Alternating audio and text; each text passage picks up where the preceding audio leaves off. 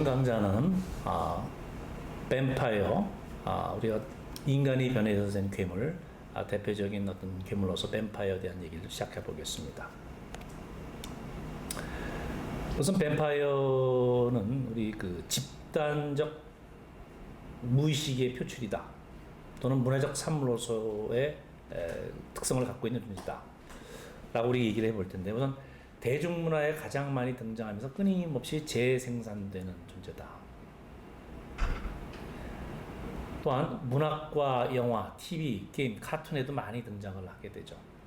사실 그 뱀파이어가 아마 많이 우리가 최근부터 과거에 이르기까지 쭉 뱀파이어 얘기가 많이 나오는데, 어떤 것들이 있을까요? 우리나라 대표적인 그 박찬욱 감독의 박쥐라는 영화가 이제 뱀파이어 영화죠. 설정이 신부님인데 주인공 송강호 씨가 원래는 이제 신부님인데 박쥐가 되는 그런 그 영화.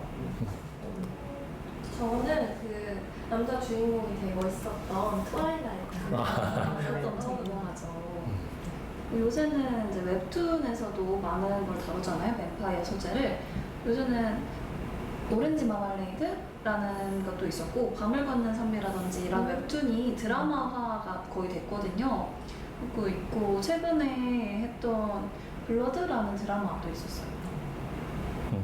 뭐 저기 뱀파이어 얘기가 참 많이 있는데 아마 세대마다 조금씩 다른 것 같네요, 그죠? 자기가 있는 뱀파이어 얘기가. 사실 근데 뱀파이어 하면 떠오르는 인물이 보통 드라큘라죠, 그죠? 나중에 드라큘라 얘기도 한번 했지만, 드라큘라 이름이 들어가는 영화도 굉장히 많아요. 뭐 드라큘라는 영화도 있었고, 또 하나 지금 드라큘라's Daughter, 드라큘라의 딸이라는 영화도 있었어요. 미국 영화인데 이게 1936년에 나오는데, 이제 딸은 뭐냐면 자기가 드라큘라 흡혈귀에 대해 괴로워서 흡혈귀가 안 들려 가진 애를 쓰다 그 실패하는 얘기가 들었겠더라고. 또 하나 선 오브 드라큘라 있어요. 드라큘라의 아들이라는 것도 있고, 심지어는 브라이드 오브 드라큘라, 그 드라큘라의 신부라는 것도 있고, 또 영국 영화로서는 테이스트 블라드 오브 드라큘라, 드라큘라의 피를 맛보다라는 영화도 있었고, 최근에 또 나온 거 있었죠. 드라큘라 언톨드라는 작품, 2014년에 나온 건데, 아마 이거 제목이 드라큘라 우리나라에서는 전설의 시작 이렇게 나왔을 거예요. 적군과 싸우기 위해서, 이기기 위해서 일부러 흡혈귀가 되는 얘기가 나왔고, 뭐 드라큘라라는 이름이 들어간 영화도 많지만, 뱀파이어는 되게 너무나 그냥 널리 퍼져 있는, 그죠? 어떤 그 대중문화, 소설이나 드라마, 심지어는 그 뮤지컬도 있고 많이 돼 있죠. 근데 사실 드라큘라를 포함한 이런 뱀파이어는 전설이나 민간 전승에서 쭉 거론되었던 존재입니다.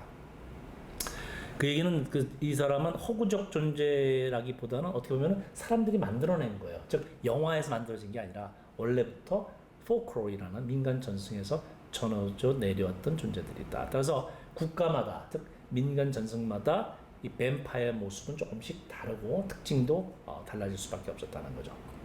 또 하나, 민간 전승상에 존재하기 때문에 어떻게 보면 민간 전승은 그 민족의 어떤 문화를 보여주죠. 문화의 뿌리를 보여주기 때문에 그들이 갖고 있는 그 집단 의식을 이 뱀파이어 신화가 나타내고 있다.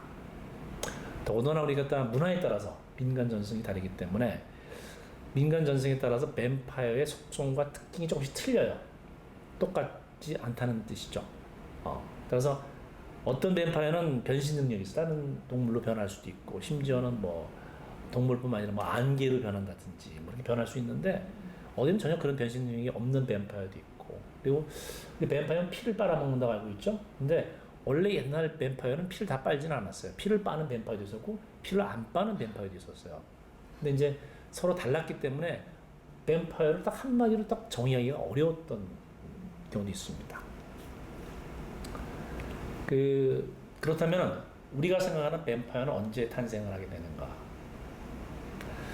각 문화의 종교적 문화적 교류를 통해서 서로 이제 각 나라가 서로 뱀파이어 스토리를 서로 이렇게 교환해요. 이런 얘기 저런 얘기. 따라서 서로 얘기를 맞춰가면서 어떤 공통적인 특징을 가진 뱀파이어가 탄생하게 되었다. 즉 각 포크롤이 갖고 있는 여러 뱀파이어의 이미지와 그들이 뭘 뱀파이어로 생각한다는 거. 처음에 물론 뱀파이어라는 이름을 쓰지도 않았어요. 우리가 말하는 뱀파이어에 해당하는 인물들이 있었을 뿐이지 뱀파이어 이미지도 용어도 사용하지 않았는데 그 의미가 교환되면서 서로 이렇게 공통적인 속성은 이걸 뱀파이어다라고 정의를 내리게 되었던 거죠. 따라서 뱀파이어는 문화적 산물이다. 각 문화가 서로 교류하고 유통하면서 이미지가 서로 겹치고 하면서 형성된 것이죠. 뱀파이어가 문화 교류를 통해 탄생했다면 결국 뱀파이어는 사람이 만든 존재라는 거군요. 그렇죠. 사람이 만든 거죠. 근데 처음에 그들은 만들었다고 생각하지는 않았어요. 왜냐면은 뱀파이어를 창조한 게 아니라 어떠한 현상을 보고 그 현상을 설명하기 위해서 뱀파이어라는 존재를 그들이 한 거죠. 있다고 믿었던 것들이에요. 그냥 실존한다고 생각했어요. 우리 신화라는 게 신화라는 게 미트라는 게 우리 보면 그리스 신화 보면은 뭐 사랑의 여신도 있고 분노의 여신도 있고 그렇죠? 신들의 왕도 있고 바다의 신도 있고 있는데 그걸 갖다가 그들이 상상해서 만든 게 아니라 어떤 현상을 설명하기 위해서 그 신들을 갖다 도입했다는 거죠. 번개치고 천둥치면 제우스 신이 노했다. 우리 번개치고 천둥치면 뭐 과학적으로 설명하죠. 플러스 그룹과 마이너스 그룹이 만나서 번개쳤다. 근데 옛날에는 제우스이 분노를 했다. 즉 이런 자연현상을 설명하기 위해서 한 거예요. 신화라는 게 그냥 단순히 그냥 재밌는 스토리가 아니라 가끔 우리 사랑의 신 있죠. 그 사랑의 신, 뭐 화살 쏘는 사랑의 신 있죠. 큐피드는 로마 신화에서 큐피드라고 그러고 그리스 신화에서는 에로스라고 부르죠. 근데 재밌는 건 가끔 사랑에 빠진 사람 보면 가끔은 그래요. 어떻게 저런 사람을 사랑할까? 라고 그럴 수도 있죠. 그죠? 서로 안 어울리는데 어떻게 사랑할까? 그래서 그런 말이에요.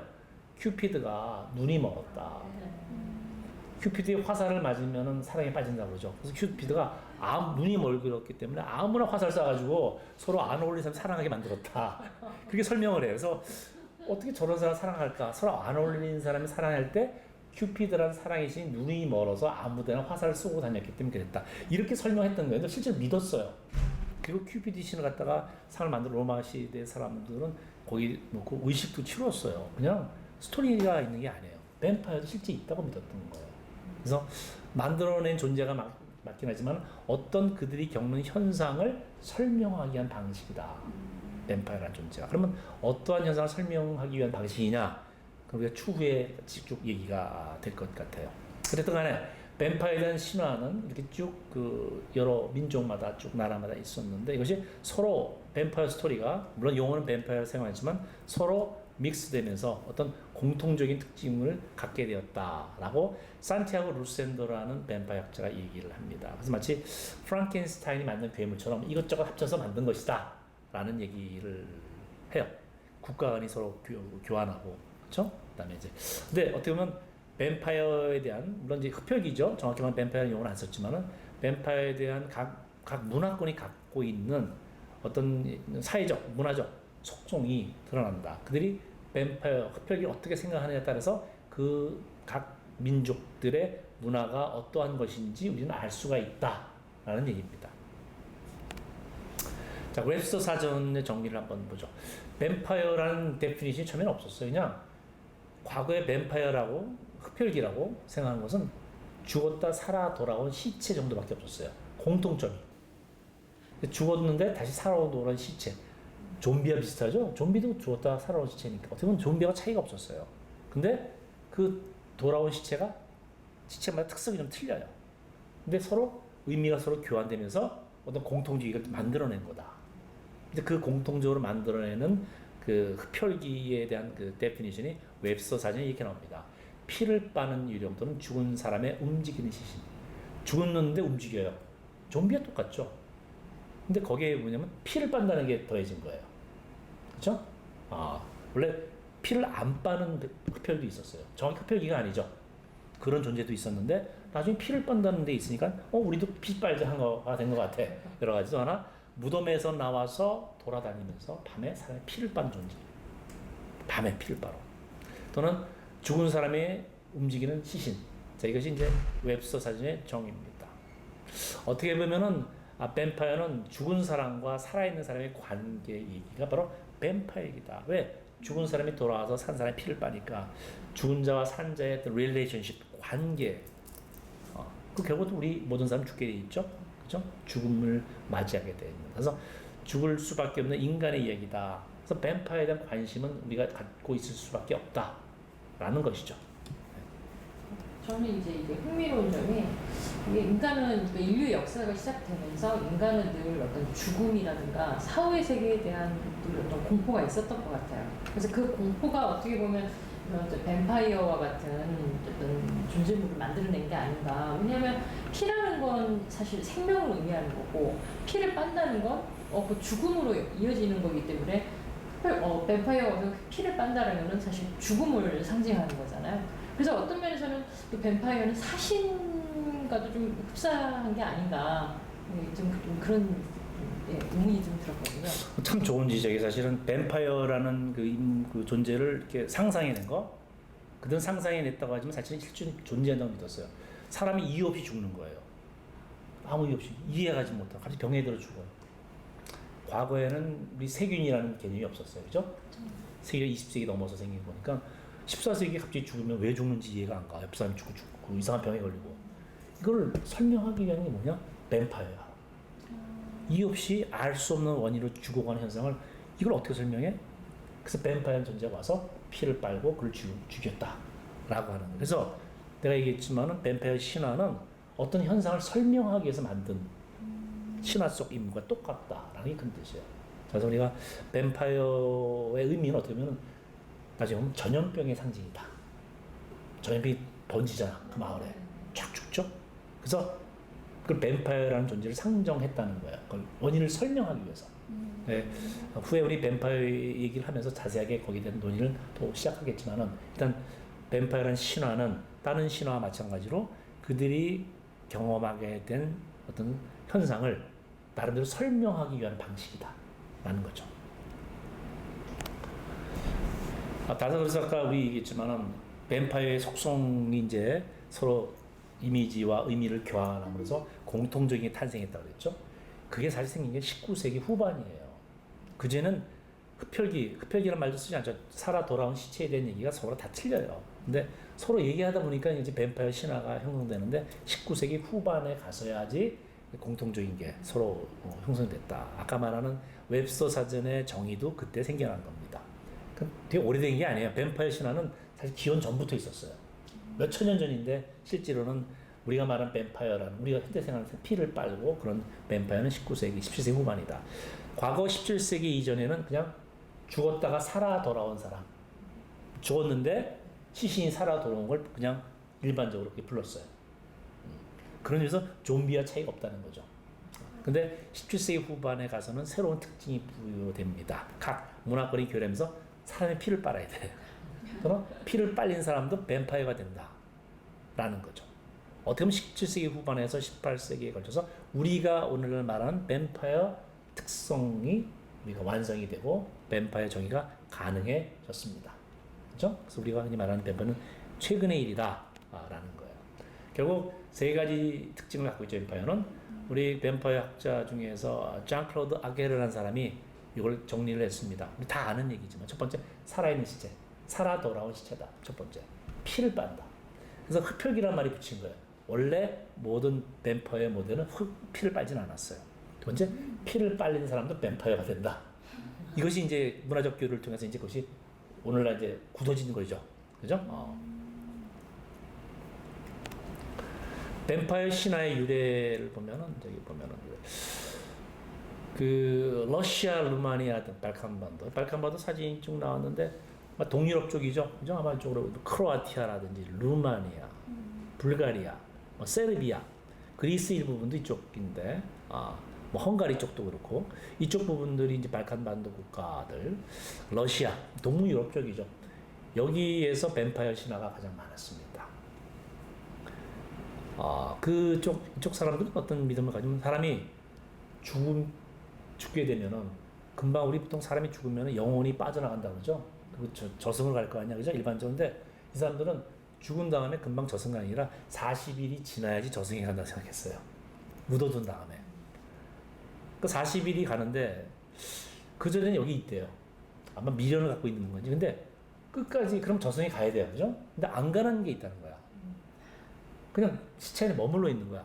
그러면은 시체의 그 시신이 썩질 않는데요. 영혼이 빠져나와야지 시체가 썩는데. 그래서 이제 사람들이 어떻게 되냐면 시체를 점검해요. 묻은 다음에 꺼내가지고 특히 점검해가지고 3, 4년 뒤에는 어린아이가 죽은 3, 4년 뒤에 껐는데 그래서 시체가 부패가 안 돼서 얘는 저승으로 안 갔다. 저승으로 안 가면 뱀파이어야. 왜냐면 저승으로 가지 않은 돌아온 게 바로 뱀파이어니까 피를 빨고 알기 이전에. 그리고 젊은 사람이 죽으면 한 5, 6년 뒤에 본다는 거야. 노인이 죽으면 7년 뒤에 봐가지고 꺼내서 여전히 시체가 안 썩었다. 그럼 이제 저승에 가지 않은 존재이기 때문에 뱀파이어다. 그래가지고 어떻게 하냐면은 뱀파이어는 죽여야 돼요. 왜냐면 돌아와서 사람을 해친다고 생각하기 때문에. 그래서 시신이 완전히 부패했으면 아 저승에 갔구나 해가지고 이제 그 뼈를 물과 와인을 닦은 다음에 천으로 감싼 다음에 다시 장례를 치러준대. 진짜 제대로 저승에 갔다. 그럼 안 가면 어떡하냐? 뱀파이어 죽이는 방식을 처단했다는 거야. 뱀파이어니까. 근데 이거 실제 있던 일이야 이게. 상상 속으로 만든 것 같지만 실제 있었던 존재들이다. 신화가 아니다라는 거죠. 저는 민간 전설 뱀파이어 얘기를 조금 더 해보기로 하죠. 민간 전설 우리 포크롤이라고 흔히 얘기를 하죠. 그러니까 민간 전설 옛날부터 민간에 전해오는 어떤 신앙이라든지 그런 근데 습관, 풍속 이 전설 이 통괄해서 우리가 포크롤 민간 전승이라고 하는데 어떻게 보면 민간인들이 어떤 그들이 갖고 있는 전통적인 신앙심 그리고 어떤 사고 방식을 그대로 보여주는 게 바로 포크롤 민간 전승이죠. 근데 19세기 중반부터 유럽에서 인류학이라는 게 인류학, anthropology, 인류학을 연구했는데 그 인류학의 일부분으로서 포크롤을 연구했습니다.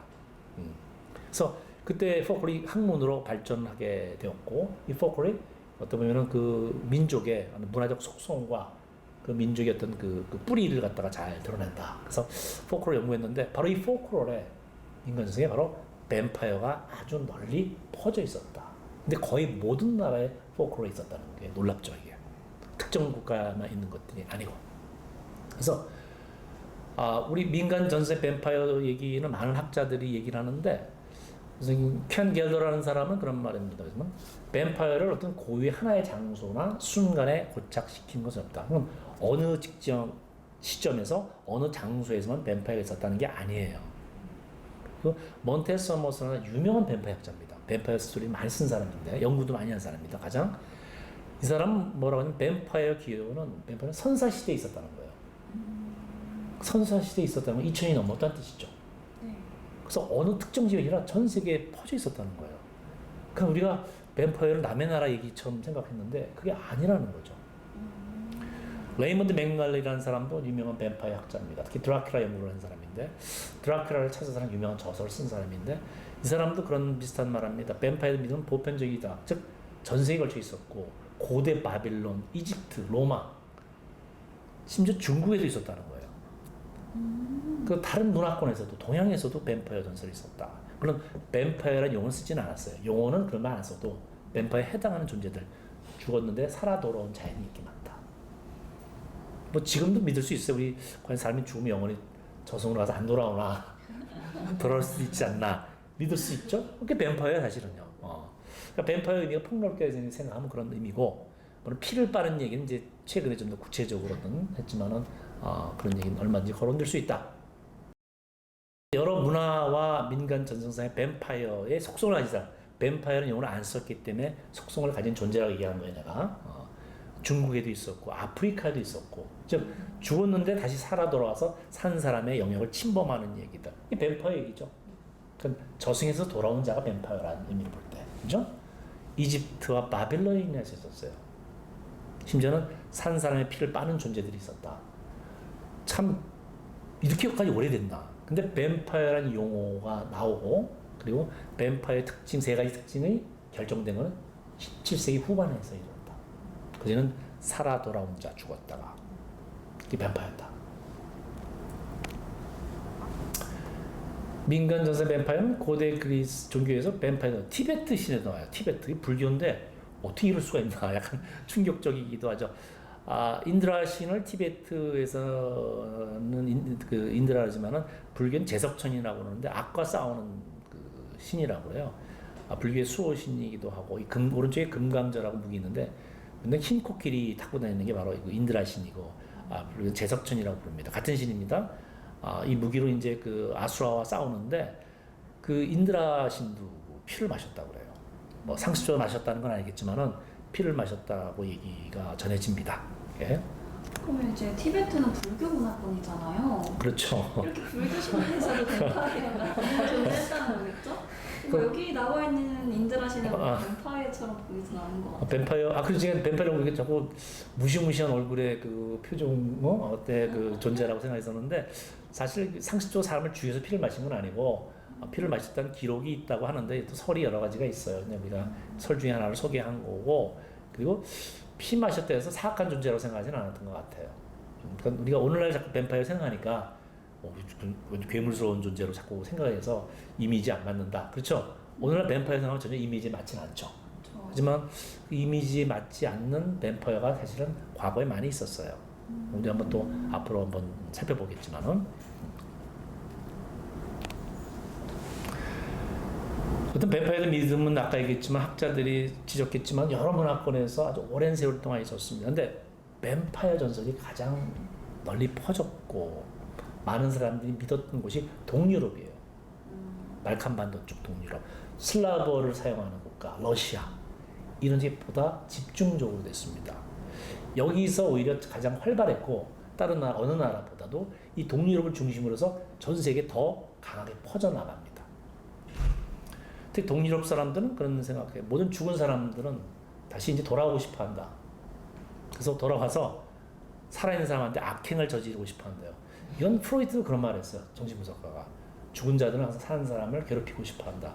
무슨 근거인지 모르겠지만 아마 혼자 죽어서 억울해서 그런지 모르겠지만 약간 돌아와서 괴롭히고 싶은 욕망을 갖고 있다라고 생각했다는 거예요. 그래서 동유럽 사람들은 그들이 이 이승으로 돌아온 것을 막을 방도를 찾으래요. 그렇죠. 와서 해코지 할 테니까. 혹시 돌아오면 어떡하냐? 없애버려야죠. 우선 돌아오지 못하게 하는 게 첫 번째고 혹시 돌아오게 되면 우리를 괴롭힐 테니까 그걸 처치해야 된단 말이야. 방법을 모색했다. 그래서 어떻게 보면 뱀파이어 퇴치법이 나오는 거죠. 또는 어떻게 오지 못하게 하느냐. 오더라도 어떻게 처치하느냐. 연구를 시작했다는 거죠. 연구가 전 세계에 퍼져나갑니다. 나중에. 그래서 저는 이런 처치법 같은 게 결국은 사람이 죽으면 이제 죽은 자는 저승으로 가야 되고 산 자는 이승에 남아야 되고 그래서 좀 그 삶과 죽음의 경계를 좀 분명히 긋고 싶어하는 어떤 또 인간의 근본적인 그런 뭐 어떤 욕구, 안전하고 싶고 경계를 그 지음으로써 그런 것도 좀 관련이 있지 않을까 싶거든요. 근데 현대물에서는 되게 뱀파이어를 다루는 작품들 같은 경우에는 뱀파이어 로맨스가 굉장히 많잖아요. 근데 그런 거 보면 뭐 귀신과 살아가는 걸 생각하니까 오히려 그 관계를 무너뜨리고 싶어하는 것 같다고 생각도 들어요. 서로 그 정반대되는 얘기 했는데 둘 다 맞는 것 같아요. 그죠? 어떻게 보면 죽었어도 항상 나와 함께 있고 싶어 하는 로맨스죠. 그죠? 뱀파이어 로맨스. 그럼 뱀파이어 로맨스가 거기서 나올까 싶어. 그죠? 나중에 좀비 로맨스 나오지만 그 전에 죽어도 나와 함께 있고 싶은 그죠? 누구는 그게 경계를 짓고 싶기도 하고 누구는 죽었어도 항상 나와 연결되고 싶고 하는 그런 바람들이 이제 뱀파이어 신화가 나오죠. 그래서 뱀파이어 신화가 약간 이렇게 나중에 후에 뱀파이어 얘기가 조금 변화를 하죠. 옛날에 뱀파이어 단순히 공포의 존재이지만 나중에는 뱀파이어가 불멸의 존재. 죽지 않죠 뱀파이어는 영원히. 어떻게 보면 어떤 그 끝까지 갖고 싶은 또 욕망 그런 욕망의 표출로서도 뱀파이어 신화가 이렇게 이용되기도 하는 것 같아요. 오늘날에 와서는 가끔씩 그런 것도 있는 것 같아요. 네. 근데 초창기의 뱀파이어 신화라는 것은 죽음과 삶의 경계를 분명히 하고 싶었던 건 사실이었던 것 같고 오늘날에서는 뱀파이어 신화 약간 변형이 좀 되긴 하죠. 네. 자, 그러면 여기 뱀파이어는 아니지만은 뱀파이어의 속성을 지닌 존재들, 피를 빠는 존재. 그러니까 피를 빠는 게 꼭 있죠. 나쁜 사람만 있는 건 아니야. 나쁜 존재만. 아까 얘기했지만은 어떻게 보면 악마도 피를 빨지만 신도 그럴 수도 있다. 꼭 나쁘게만 얘기할 수는 없다라는 얘기죠. 우선 뱀파이어는 하여튼 피를 빠는 존재, 초자연적 존재, 인간 그 범위를 넘어선 존재들. 유로권과 비유로권을 쭉 나눴는데 우리는 고대 그리스, 그다음에 로마 시대, 그다음에 유대인 신화, 그다음에 켈트족들의 신화. 그 비유로권은 카리브, 서인도 제도 쪽 문화권하고 아랍 문화권과 아시아 문화권의 어떤 뱀파이어라는 용어를 쓰진 않지만은 피를 마시는 존재들은 뱀파이어 유사한 존재들에 대한 얘기를 한번 나눠보기로 하죠. 우선 고대 그리스부터 살펴보기로 하죠. 헤카테의 여신입니다. 보면 이게 왼쪽 그 사진 보면 얼굴이 세 개죠. 달의 여신이기도 하고, 헤카테 여신은 달의 여신이라고 그래요. 근데 대지, 땅의 여신이기도 하고, 또 저승의 여신이기도 해요. 그 세 개의 얼굴을 가지고 있기 때문에 세 개의 몸을 가진 여신이다. 그래서 동상을 특히 세 개를 이렇게 그렸고, 세 개의 몸은 각지 다른 방향을 바라보고 있죠. 사진을 봐도, 그죠? 각기 다른 것을 바라보는 모습으로 그려져 있다. 헤카테 여신 특징이. 근데 이 신화 속에서는 이게 숫자 3이 참 많이 나오는 것 같아요. 그렇죠. 지난 시간에 그 저승문 지키는 그 케르베로스도 머리가 3개인 개였잖아요. 네. 여기 지금 헤카테는 마찬가지고. 그래서 어떤 숫자 3이 지니고 있는 어떤 다른 의미가 있나요? 그렇죠. 이 3이라는 게 여기 근거를 명확히 재지는 않는데 3이라는 숫자를 사람들은 좋아하긴 하는 것 같아요. 그죠? 뭐 아기 돼지 삼형제. 심지어는 리어 왕도 3명의 딸이 있어요. 근데 항상 주인공은 셋째 딸이에요. 그죠? 착한 딸이 셋째 딸이야. 아기 돼지 삼형제면 세 번째 그 돼지가 제일 똑똑해. 그죠? 늘 세 번째가. 약간 억울하지만 난 장남입니다. 그래서 억울한데 우리도 삼형제인데 하여튼간에 삼남매지. 근데 그때 그런 말을 성경에서 보면 3이라는 건 하늘의 숫자다, 천상의 숫자다 그래요. 성부, 성자, 성신, 그렇죠? 그렇게 얘기를 하고 3이라는 숫자가 그런 것이다. 그래서 거꾸로 3이라는 숫자 그러지만 또 지상의 숫자는 4다 그래. 4. 땅의 숫자는 뭐죠? 땅은 4로 이루어졌다. 봄, 여름, 가을, 겨울, 동서남북. 4를 많이 쓴다. 그러면 3과 4를 합치면 7이죠. 그래서 지상과 이제 하늘의 숫자를 합친 7은 완벽한 수다. 그렇게 얘기를 합니다. 7이라는 숫자가 성경에도 많이 나와요. 그죠?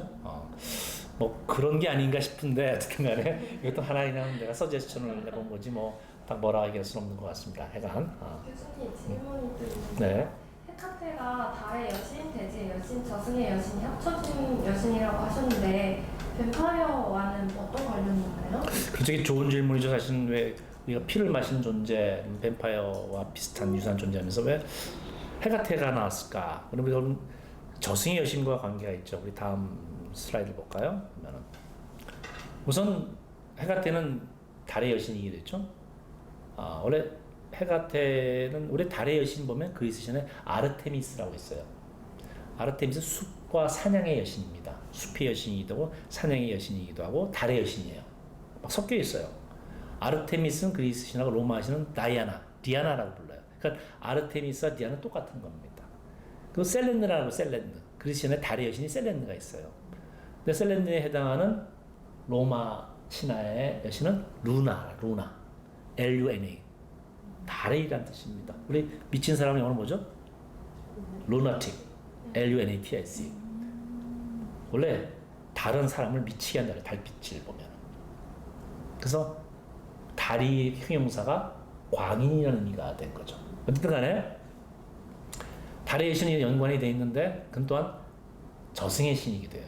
즉 죽은 사람의 영혼을 저승으로 인도하는 역할을 한다.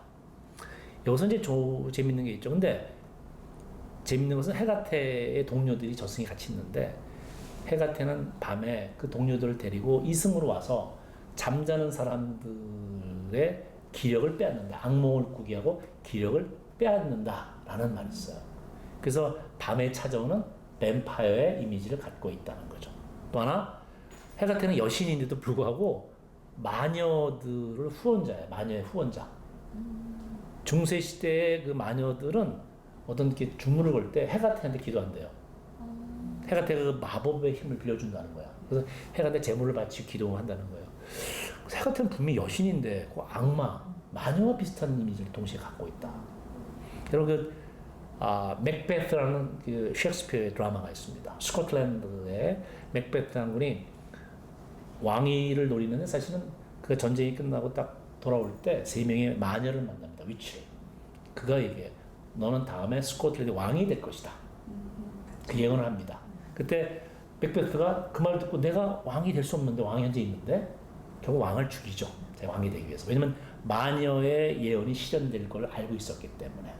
그때 그 마녀들이 나중에 그런 맥베스를 그렇게 유도했는데 그때 해가 나서 꾸짖는 장면이 나와요. 뭐 내한테 상의도 안 하고 했냐고. 자, 이 장면을 보서 알겠지만은 해가테는 마녀들의 후원자, 스폰서다. 그래서 여신이면서 동시에 마녀의 이미지를 갖고 있는 흑마술을 중요하는 마녀의 여왕이다. 그리고 밤에 자기 동료들을 데려가서 사람들의 피를 빨기도 하고 괴롭힌다. 그래서 우리가 어떻게 보면 해가테는 마녀와 신의 경계에 쓴 사람 같기도 하죠. 그죠? 그런 존재로 볼 수 있어요. 모르모 얘기인데 해가테 동료로 흔히 알려지고 있죠. 그리스 신의 여자 괴물인데 여기는 뭐 남자 괴물처럼 나왔는데 밤에 아이들의 피를 빨거나 잡아먹는다고 알려지고 있습니다. 눈에 보이지 않는데 사실은 모르모라는 사람은 원래 그 어떤 갑자기 미쳐가지고 자기 자식을 잡아먹었대요. 근데 정신을 딱 차려보니까 자기 아이들 잡아먹은 거야. 그래서 아이를 가진 어머니에 대한 질투심 때문에 다른 어머니의 아이를 잡아먹었다. 라는 얘기가 있습니다. 근데 이제 그리스인들은 유머들이 가끔 애들이 말하자면 너 밤에 모르모와 잡아간다 라고 이렇게 야단을 치고 위협을 했다고 그래. 말 잘 들어라. 땡강 부지 말고. 그럴 때 등장했던 게 바로 모르모라는 존재죠. 네. 우리나라도 있잖아요. 이런 비슷한. 우리가 뭐 있죠? 망태 할아버지. 망태 할아버지가. 말 안 들으면 망태 할아버지가 잡아간다. 이렇게 전래동화에. 우리나라도 있네요. 그죠? 그러니까 네. 말 위협하는 수단으로 네. 쓰는. 사실 또 호랑이가 잡아간다는 말 네. 있죠. 호랑이가 밤에 자꾸 말하는 호랑이 잡아간다는 말을 해서. 네. 그런 소리 들어본 적 있어요, 우리? 다음에 우리 엠프샤. 해가테 여신의 딸이라기도 하고 그냥 부하라고 하는데 바로 정확히 말하면 해가테 동료 중에 한 명이에요. 뭐 한쪽 다리는 청동으로 돼 있고 다른 쪽은 나귀의 다리를 갖고 있다는데 사실은 좀 끔찍한 모습이겠죠. 나귀 다리를 가지고 있는데도 변신을 한다.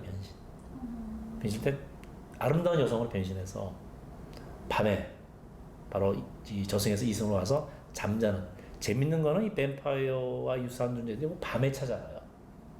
밤에 찾아가서 또는 잠자는 사람을 찾아가서 그를 유혹하고 죽을 때까지 피를 빨아먹는다. 상당히 뱀파이어 유사하죠, 그죠? 밤에 찾아간다는 것도 재밌고 또 뱀파이어 항상 밤에 활동을 하니까. 그래서 뱀파이어는 아니지만 뱀파이어의 속성을 가진 대표적인 사람 중에 하나가 바로 엠프샤다. 이 사진 보면 이제 두 가지 그림이 있죠. 하나는 이제 엠프샤가 그 남자들을 유혹하기 위해서 변신한 모습 있죠. 아름다운 여성을 변했죠. 왼쪽에 저는 변신하기 전의 모습이다. 이제 그 사진이 이제 여기 올라와 있네요. 라미아. 라미아는 어느 이집트 왕의 딸로 나오는데 상반신은 그 아름다운 여성이고 왼쪽 그림 보면 좋겠어요. 여기서 워터하우스 그림이 또 나오네요. 그죠? 워터하우스 그림도 앞으로 단골처럼 나올 텐데 루벤스 그림처럼 밑에 보면 이건 무릎팍 쪽에 뱀의 스킨이 있어요. 뱀의 거주기. 그죠? 밑이 하반신이 뱀이에요. 하반신은 뱀이다. 근데 이제 아까 제우스 신들의 왕인 제우스는 바람둥이 신이라고 얘기했죠. 수많은 후손을 만드는데 이 라미아하고도 결국은 후손을 만들어요. 근데 제우스 신의 그 본처가 헤라의 신이잖아요. 화가 난 거야. 또 바람 펴서 또 만들었다고. 그래서 이제 헤라의 신이 그 아들들 다 죽여버려요. 그래서 이제 라미아가 자신을 다 잃어서 미친 거예요. 완전히. 미쳐서 너무나 큰 질투로 다른 사람들의 아이들을 죽이고 피를 마셨다고 해요. 아까 말한 그 모르모와 비슷하죠? 광기로 자기 자식을 죽인 다음에 자식 가진 그 부모의 자식들을 잡아먹었다 했는데 비슷한 일을 라미아가 했어요. 또는 이제 아이들을 잡아먹었단 말도 있고 잠자는 사람의 청년의 피를 빨았다. 엠프샤 비슷하죠? 밤에 가서 그래서 흡혈귀와 또 하나 밤에 잠자는 사람을 왜 했을까? 또는 피를 빨았다는 말도 있고 피리를 불어가지고 그 청년을 유혹해서 산채로 잡아먹었다는 얘기도 있어요. 어쨌든 간에 사람을 유혹하고 그를 파멸시켰다는 네. 어떤 어떻게 보면 그 사이렌과 비슷한 그런 모습을 갖고 있다. 여기서 그 질문을 하나 내기를 한번 해보죠. 이게 상반신은 아름다운 여성인데 하반신이 뱀으로 그려진 이유는 뭘까요? 뱀 하면 떠오르는 게 이제 성서에 나오는 뱀 같은 기독교 성서에서 유혹 아니 그 이불을 유혹해서 꼬드겨서 선악과를 따먹게 한 게 이제 뱀이기 때문에 이제 뱀은 그러니까 여기서도 남성을 어떤 유혹하는 하나의 또 상징으로도 볼 수 있을 것 같고 또 다리만 뱀이기 때문에 이렇게 감추고 그렇죠.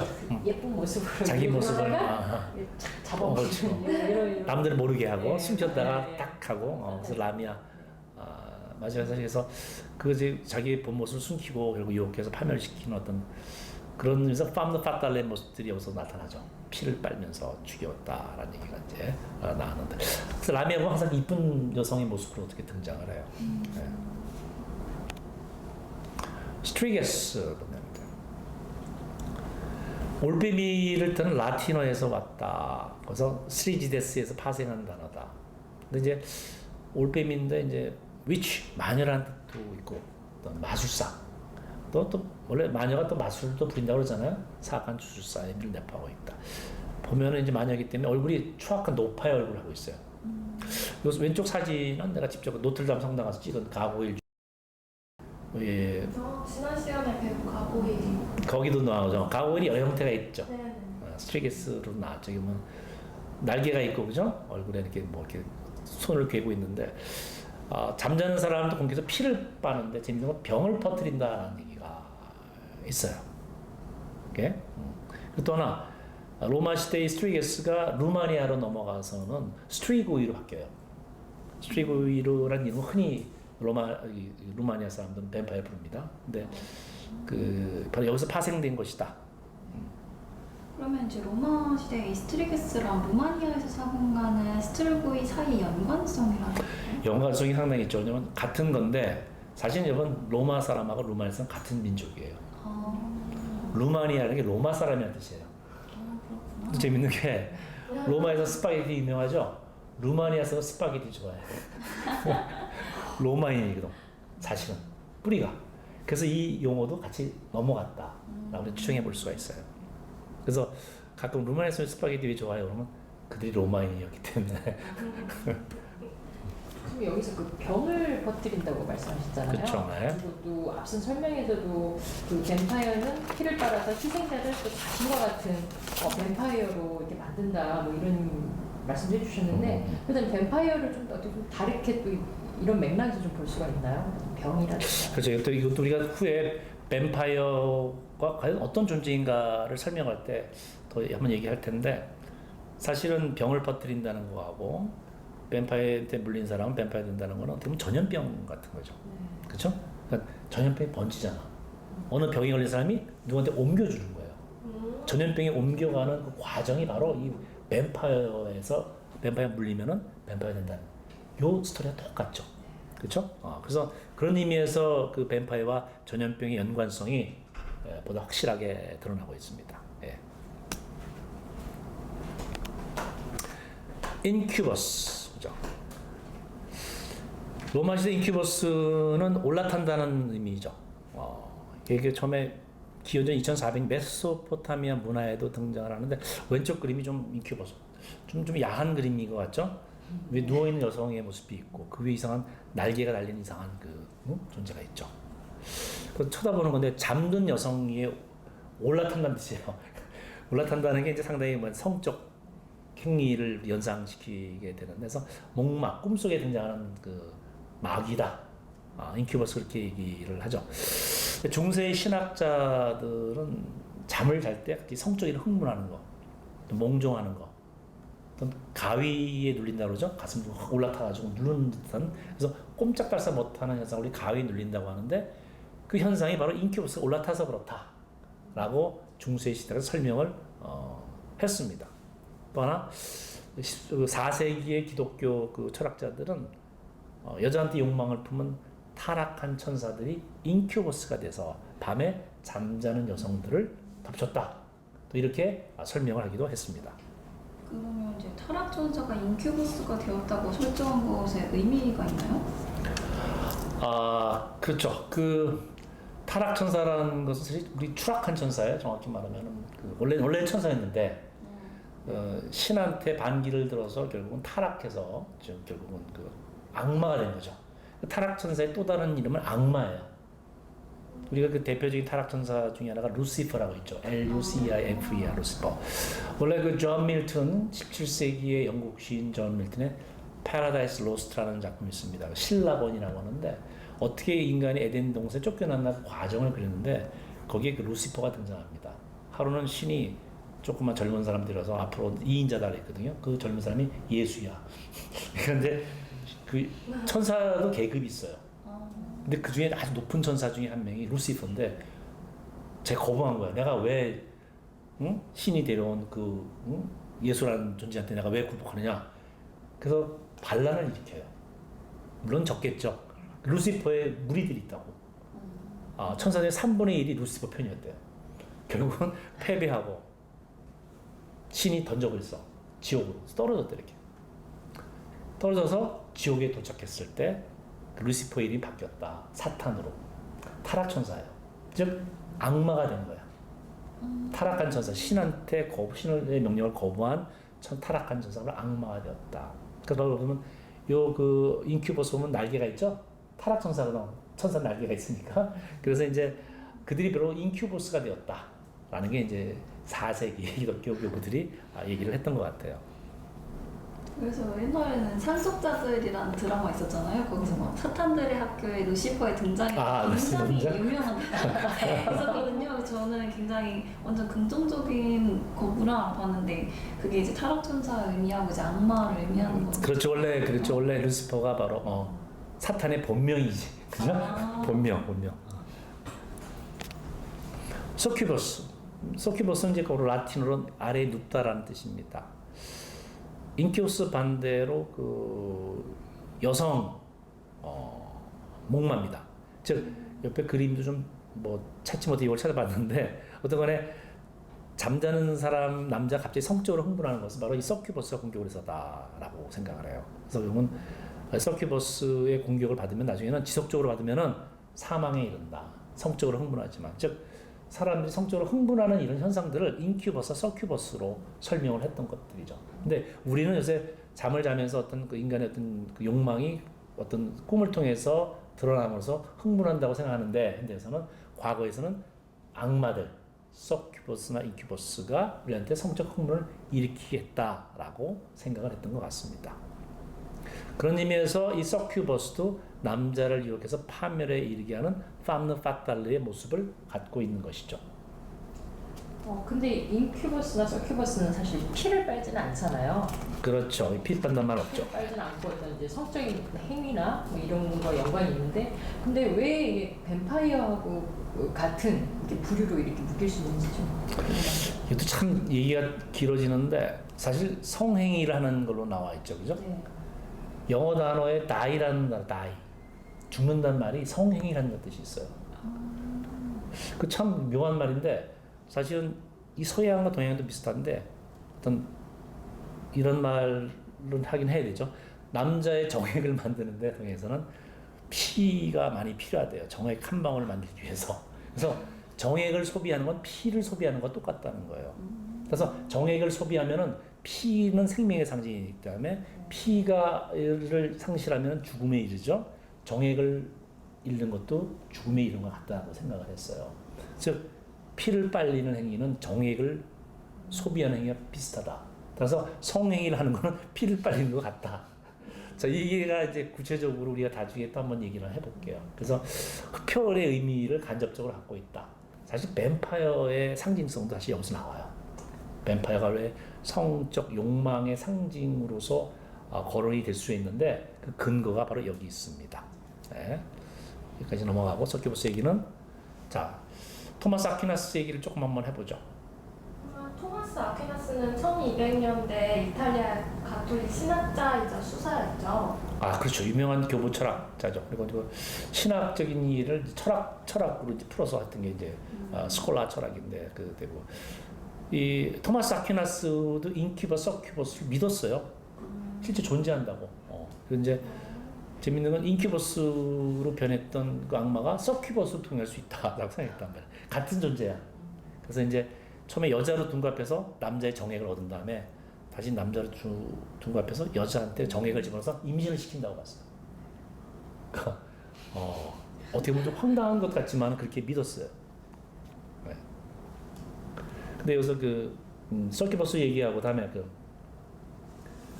그 인큐버스라는 존재가 어떻게 보면은 어떻게 보면 여자들한테 그 남편 없는 여자들한테 좋은 구실이 될 수 있었다. 라는 거죠. 왜 그랬을까요? 무슨 말인지 알겠죠? 뭐 그럴 수 있죠. 이거 내가 그런 게 아니라 그렇죠. 찾아왔다. 인큐버스에 당한 거다. 내가 원해서 이런 게 아니다. 그 내가 뭐 다른 남자고 그런 게 아니라 그 애를 임신하면은 네. 설명이 되잖아, 그죠? 아마 그런 식으로 사용될 수 있지 않을까. 그리고 또 하나 토마스 아퀴나스 그랬는데 뭐 그렇다고 상당 권위자가 인정해줬기 때문에 아마 그럴 수도 있을 거라는 생각을 해봤어요. 다음에 우리 캠비언 얘기를 한번 조금 더 얘기를 해보고 이번 강좌를 마칠까 해요. 캠비언은 인큐버스와 여자 사이에 태어난 아이입니다. 어떻게 보면은 정확히 말하면 아버지가 누군지 모르는 아이죠. 아버지 인큐버스를 얘기하는데 사실 실제로 있다면은 알 수는 없죠, 그죠? 이제 인큐버스인지 아닌지 여러분이 믿지 말든 간에. 근데 이제 인큐버스와 여자 사이에 태어난 아이니까 캠비언이라는데 바로 굉장히 그 초자연적 능력을 갖고 있는 존재다라고 나와요. 반은 인간이고 반은 어떤 초인적 존재예요. 우리 아소왕 얘기가 있죠? 아소왕이 바로 멀린이라는 마법사가 나와요. 멀린이 사실 이 아소왕을 키워주고 길로 안내한 아주 위대한 스승입니다. 왼쪽 그림 바로 아소왕에게 조언하고 있는 멀린의 사진이 나와 있죠. 바로 이 사람이 바로 캠비언. 그러니까 캠이 나쁜 사람들은 아니에요. 뛰어난 능력을 가진 사람. 어떻게 보면 초자연적인 능력을 갖고 있는 아버지로 태어났으니까. 근데 인큐버스 자식은 아니지만 질문이 조금 잘못된 것 같은데 우리나라에서도 가끔 이런 거 있어요. 아버지가 불분명한 존재인데 어떻게 보면 아버지가 없는 거와 마찬가지예요. 인큐버스도 어떻게 보면 우리가 현실적으로 보면 아버지가 없다고 생각할 수 있잖아요. 누군지 모르겠다고. 인큐버스의 후손이라고 믿지 않느나 실제로. 근데 우리나라에서도 보면 아버지가 불분명한 아버지가 없는 존재들이 위대한 인물이 된 경우가 많아요. 특히 건국 신화예요. 건국 신화. 네. 어디 뭐가 있을까요? 건국 신화에? 요 얘기하고 우리 이번 그 강좌는 마치기로 하죠.